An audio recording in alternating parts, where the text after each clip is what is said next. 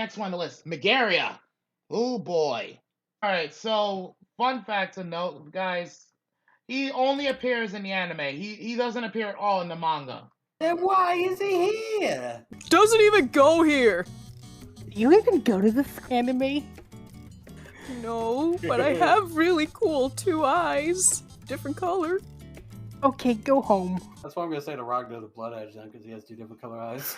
Okay, so Magaria's major goals to apparently to basically fix the course of history, because according to Magaria, who is, believe it or not, he's actually a psychic.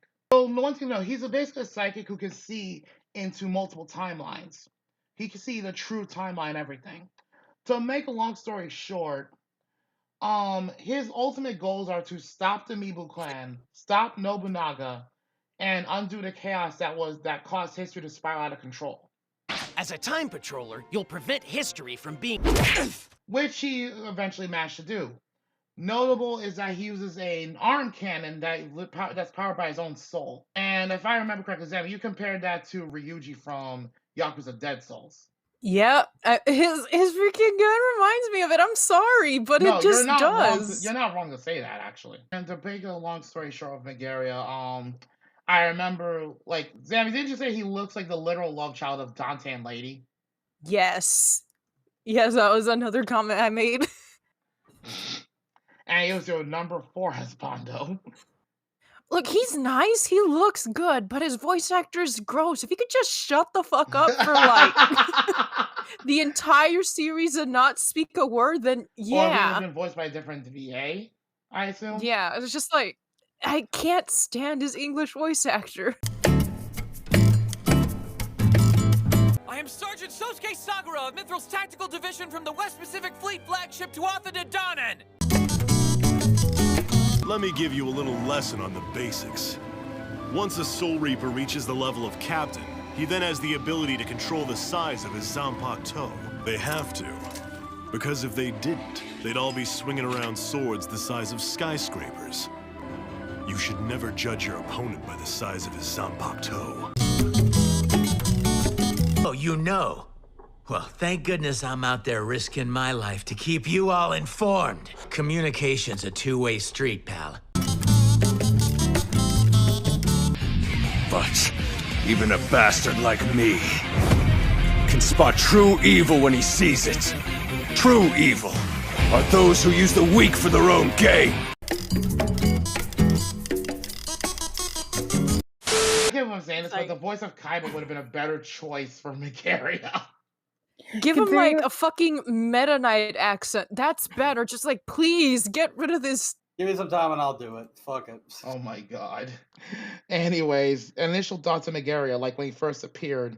Because when he first appears, he's wrecking the utter shit out of several samurai who were trying to start a fight with him. Just completely and utterly wrecking their shit. So initial thoughts from that. That just made him that just made me like him even more, but again, he needs to shut his mouth. Mm-hmm. Then there was also one particular scene throughout the series later on. Hey, shh! We don't talk about that.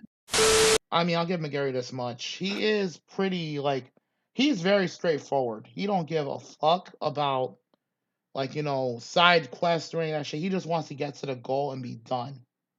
He just wants to do it for justice, for Mexico. I wouldn't go that also, far, but... for the Meta Knight, just for the Meta Knight comment. Anyway. Justin, your thoughts on Magaria? I've had a few choice things to say about Magaria since he first appeared. Really? I got nothing. Really? What? No, I got nothing. Nada? Zelch? He's okay. Like, I was impressed with what he's able to do and stuff, but otherwise, nothing. Yeah, I'm gonna be honest. I kind of agreed to a point. His backstory could have been done better. I'm gonna be honest. Again, it's a character that didn't attract my attention much. Fair enough. He attracted mine, especially as we moved forward. Well, he attracted your fucking vagina. Alright, so next up on the list, Nobunaga. Oh boy! Okay, a little tidbit to note, guys. Nobunaga was the main and final antagonist in the anime only. In the manga, he was the second to last main antagonist. And he basically was the main antagonist throughout the Sea of Trees and the Mibu Clan arcs, particularly. His ultimate goals, he's just a typical megalomaniac. Like, he's just essentially a typical megalomaniac. He just wants to control the world. He wants to become a god, basically. And basically put his ultimate goal is he just wants power. He just wants power. He just wants to rule over everything. He just wants to cause chaos just because he can. He doesn't give a fuck about anything else. That's him in a nutshell. And it doesn't help he sounds like that fucking prick Panic from Duelist Kingdom of Yu-Gi-Oh! You are beaten. Let's finish this. Look, this is what she means right here. Check out her duelist's glove. Not a starship left. Okay, we're not gonna bring that up anymore, please. I'm just saying. And now here's a little tidbit to note. He's also like, this was only revealed in the manga outright. He was possessing the body of Yuya's foster brother Shatora. Though Yuya did not know that. Funny. But yeah, that's a little tidbit to note. So, any thoughts on Nobunaga? Because I can tell this one's gonna be real quick. Ass. Moving on. You're not wrong. Wait a minute, Crossy. Mm-hmm. You okay? I'm good. I'm just She saying just I I doesn't- have think no she's words. agreeing with my ass comment. I am Yeah. agreeing with her ass comment. I'm gonna It- be honest. He is false. an arrogant son of a bitch. Like, basically put, he doesn't consider anyone worth, like, he doesn't. The only reason he even bothers with Kyo is because he wants to possess Kyo's body, which is the ultimate, which was apparently the strongest body that could contain his soul. And let's be fair, unless you knock him off his horse, he won't even consider you worth his fucking time. Which Benitora did, so, by the way. Benitora made a fool out of his ass. So yeah, he was quite triggered by that. Next one, because I think we can all agree Nobunaga is just, he's not the best villain. Not till near the end of the Mibu arc, anyway. Next one, Muramasa. He is Kyo's teacher in the samurai arts. He taught Kyo the Mumyo Jinpuryu style, and also helped Kyo master all of the hidden techniques at the cost of his life. Now, a little thing to note about Muramasa real quick. He also basically helped raise Kyo when he was a kid.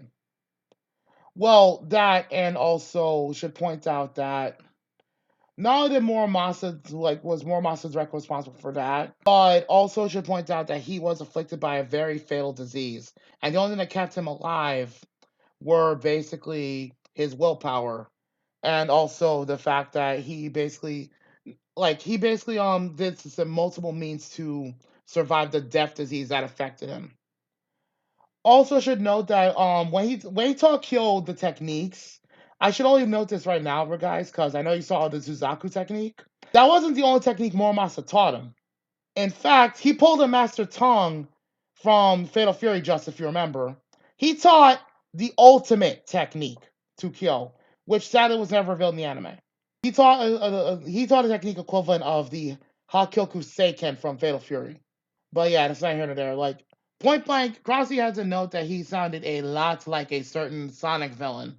He just went to his next life to capture that damn hedgehog. Oh, god damn it. I am the Eggman. Oh my god. Also, a little tidbit, he was also Mahiro's brother-in-law. Academia. Ha! Hang on.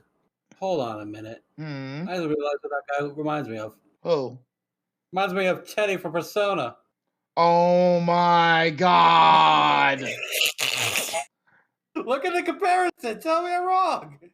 Oh my god! I hate you for that! I hate you like- for that! Muramasa, is that you? It looks like him though. I know! Legit Teddy out of the bear suit. Alright, so any thoughts on Muramasa? Nope. I already gave my thoughts. I'm good. There's not much to be said. Yeah. I think the thing I said about him was the only funny thing I could think of. Well, Muramasa was, oh yeah, a little tidbit. If I remember correctly, he's the one that specifically created Demonized Kyo's weapon, sword, the Tenro, if I remember correctly. It could have been one of the other Muramasa weapons, but I think that was the one he created for Kyo. I think. I have to look that up to be sure. Alright, so next one, Akira. Demonized Kyo's pupil. In fact, Demonized Kyo almost treated him like a son. He has the ability, he's basically the ice manipulator. And now here's a thing to know with the anime real quick with Akira. His backstory is very, very different in the anime compared to the manga. In the manga, he was the reason why he was blind was because he intentionally blinded himself to become stronger. In other words, to surpass his limitations. That was in the manga. In the anime, it's very different. He was actually he was left for dead in a fire in the anime. And the only reason he didn't die was because of both Hotaru and Demonized Kyo, basically. So yeah, there you go. That's his backstories, I should say. So, thoughts on Akira? Oh, the Toshiro wannabe, right? Not Bruh. Oh, please don't tell. I know, I can't unsee that, even if I wanted to. Alright, everyone, chill. Anyway, moving on. Okay, Arnold. Okay, Yeah. any thoughts on Akira, guys? Because the only thoughts I can give on Akira, to be honest, honestly, the dude, like, how to put this? He needs to be a little more straightforward because Wasted character. wasted potential. Yeah, wasted potential. I gotta be honest, he is wasted potential. Because he's clearly a character that could have been used better. That's my honest opinion. I mean, this is a guy that can actually compete with the likes of Demonized Kyo. I mean, come on. You guys sit here and tell me you're just gonna let him sit by the side for like the majority of the time he's on screen? Really? Like, come on, that's just a fucking waste. So all I can really say is his abilities were interesting, given how I don't know if they're, from what I can remember, I don't know if there was any other character who had like ice abilities and shit. Well, the only one that comes close would be Shinrei, but he manipulated water and more than ice. Yeah, like, or elemental abilities, I should rephrase that. Because, like I said, I don't remember much other characters who has like elemental stuff, you know what I mean? Fair enough. Speaking of which I kind of find. Go ahead. I find him unique how he has those type of abilities. Because I noticed that a lot of these characters have their own, how do I put this? Their own style or shtick. Their own skill set, basically. Exactly. This one's a little interesting. Fair enough. And he is technically a blind like swordsman. So, and which is a rarely used trope unless you watch samurai anime. Mm-hmm. So I give him some props for that. Like, he's able to fight as good as he is while being blind. Oh, Like, blind. unlike Benitor, who is, squinting for the most part. Akira is legitimately blind.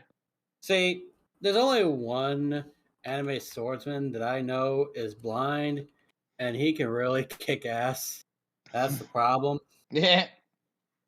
Crossy could put this in here if she wants to, but I'm gonna just say this: this man's a dangerous threat, and if he was in the Kyoverse, I think people would be fucked.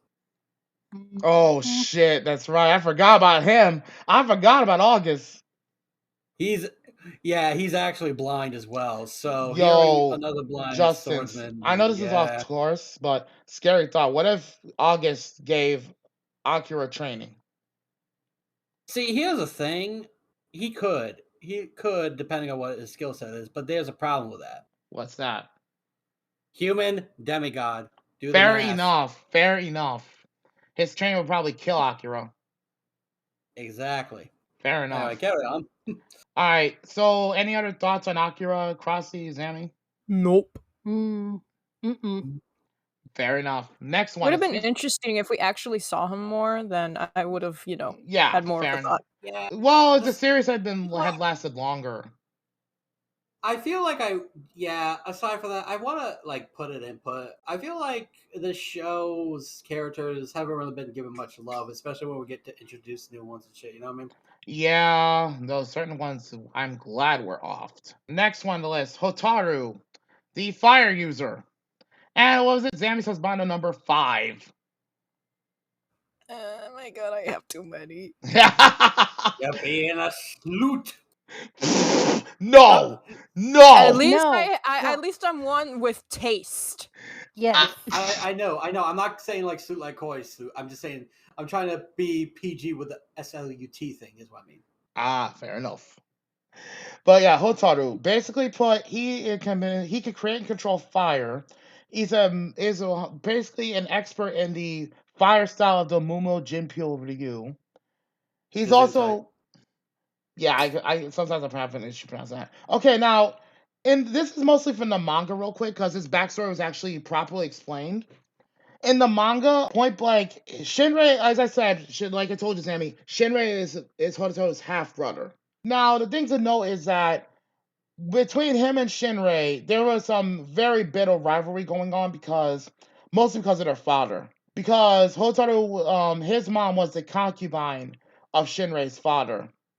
And of course, for reasons that were never fully listed, Hotaru's and Shinrei's father tried to have Hotaru killed multiple times Used to give me a bath in barbecue sauce and put me to bed with an apple in my mouth. throughout his childhood and his adulthood. In fact, it was only because of Shinrei that the assassination attempts finally stopped. Yeah, like Hotaru, like their father. I'm gonna say it bluntly, the man's a fucking asshole. That's all that's been Yeah. mentioned about. Considering he Yeah. tried to off Fucking his own chose. kid. He tried to off his kid for So reasons. basically, how Z Pair gonna gets pull his Z Broly. guess he's gonna pull a Zeus's father there. I'd say more along the lines of, and I don't usually reference this series at all with good reason, but I'd say more along the lines of Gaara from Naruto, given that his father tried to kill him multiple times. So yeah, there's that. But yeah, like I said, Shinrei intervened in this, and as of the end of the manga, they're both friendly rivals more than anything else, while still being technically brothers. But yeah, Hotaru has got one hell of a chip on his shoulder because of his father. Not that anyone can blame him. So to make a long story short on all that, like he's got his griefs and all that, but he actually does get better. But here's the weird thing, like in the anime, he's extremely serious and all that, right? But weirdly enough, in the manga, he's kind of the goofball of the Mibu clan. Hotaru, like for most of his life, like he hated Shinrei massively, though it was found out his hatred was manipulated by his father. So there's that.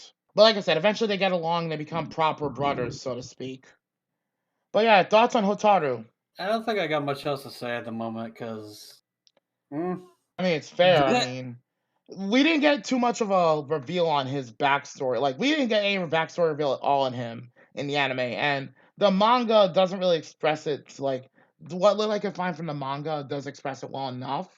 But yeah, again, now one little tidbit to note from the manga: he actually joins Kill's group during the Mibu clan arc, rather than stay loyal to the Mibu like he did in the anime. And he was essentially the comic relief alongside Benny Tora, sort of. But however, he is a fair bit stronger than Benny Tora. And not only that, but Hotaru is a bit of a rebel, so to speak. So there's that. All right, so Zami, Crossy, any thoughts on Hotaru?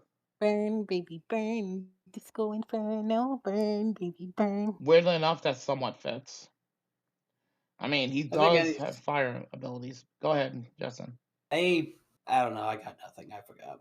Sorry. Budget Rengoku. You know what? That is somewhat acceptable.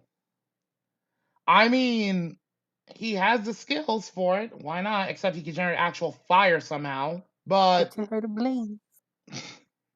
God damn it. Next one on the list, because I don't think Crossy has anything really to say about Hotaru. Not welcome, you say? Shinrei uses water dragons as part of his offensive style. He's Hotaru's older half brother. And here's the thing. I did mention that he basically was the one who prevented Hotaru from being assassinated by their father multiple times. But also the fact that he uses water dragons and has his own particular skill set that actually makes him more of a threat in multiple ways than roughly a good chunk of the Amiibo clan actually. For anyone who needs to know who Shinrei basically is, I can find some pictures, whatever, or Crossy will just post some pictures. This motherfucker. Yep. And remember, he uses the water dragon style. Water breathing, first form. I'm gonna Water be wheel. honest.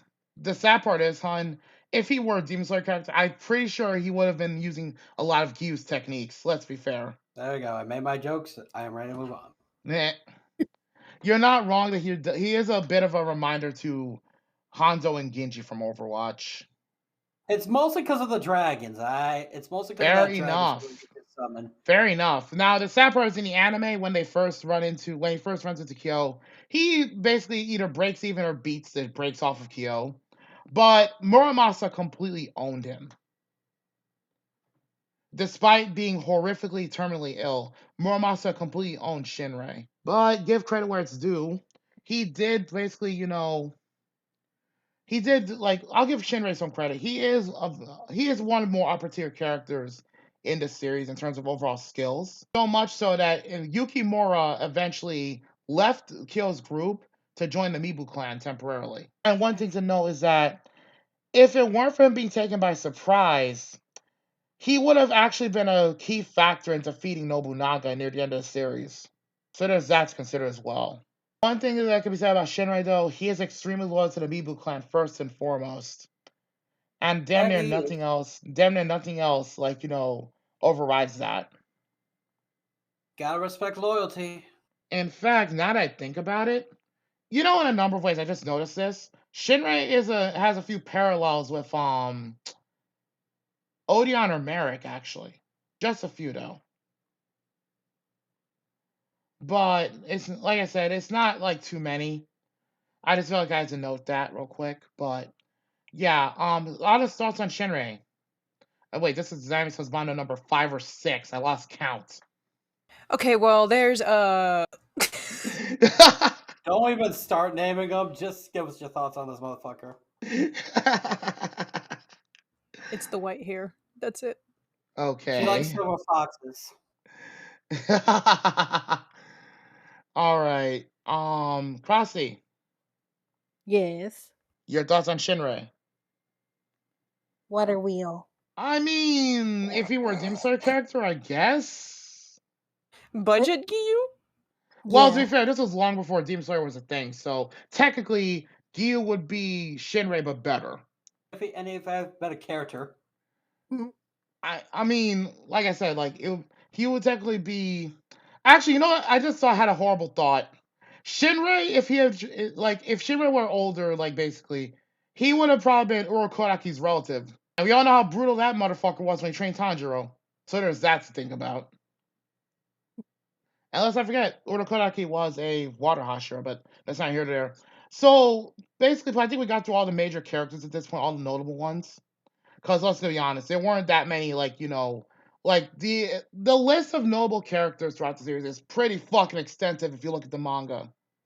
We're talking at least a good 80 to 100 characters max. Going through them all would have taken forever. I'm gonna be honest. What's this feeling? I don't like this setup, Jack. Don't like it at all. Adults will return in a moment.